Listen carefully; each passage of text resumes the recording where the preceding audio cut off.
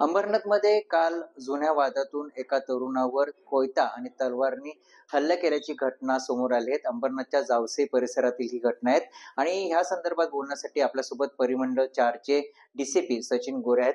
Sir, नेमकं प्रकरण काय? कारण की आपण जर बघितलं, काल उमेदवारी अर्ज भरण्याचा शेवटचा दिवस होता आणि त्यानंतर अंबरनाथ शहरात ही अशी घटना होती. नेमकं काय?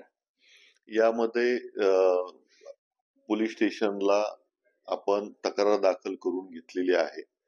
यात ह्या दोन्ही जे पक्षकार आहेत त्यांची अगोदरची भांडणं झाली होती आणि त्यातून काल जे आहे ते सदरचा प्रकार घडलेला आहे. यात आपण BNS 109 प्रमाणे कारवाई केलेली आहे. शिवाय यात जे गुन्हेगार निष्पन्न झाले होते त्यांची आपण पोलीस कस्टडीसाठी माननीय न्यायालयाला मागणी केलेली आहे. त्यांना आज सकाळी या गुन्ह्यामध्ये आपण अटकही केलेली आहे. यात कुठलाही राजकीय पक्ष किंवा कुठलेही राजकारणावरून सदरचा गुन्हा झालेला नाही. हा वैयक्तिक भांडणावरून गुन्हा झालेला आहे. सध्या किती आरोपींना अटक करण्यात आली? यात एकूण 7 आरोपी आपण निष्पन्न केले होते. त्यात 2 जुवेनाईल आहेत आणि 5 जे आहेत ते मेजर आहेत. त्यातल्या 5 लोकांना आपण संबंधित अटेम्प्ट टू मर्डरच्या गुन्ह्यामध्ये आपण अटक केलेली आहे. पण अंबरनाथ शहरात अशी चर्चा सुरू आहे की भाजपच्या प्रचाराला गेल्यातून हा वाद झालाय. नेमकं काय तथ्य काय?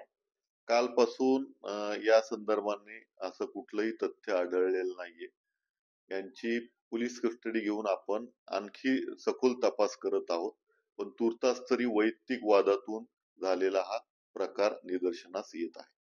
नक्कीच हे होते आपल्यासोबत सचिन गोरे आणि त्यांनी सांगितले की कुठल्याही राजकीय पक्षातून झालेला हल्ला नाहीये, तर त्यांच्या जुन्या भांडणातून हा हल्ला झाल्याची माहिती सचिन गोरे यांनी दिली आहे.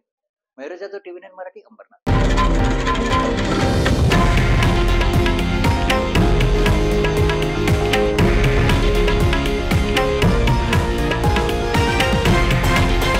हे आहे देशातील नंबर 1 न्यूज नेटवर्क आणि आपण पाहत आहात TV9 मराठी, एकमेव.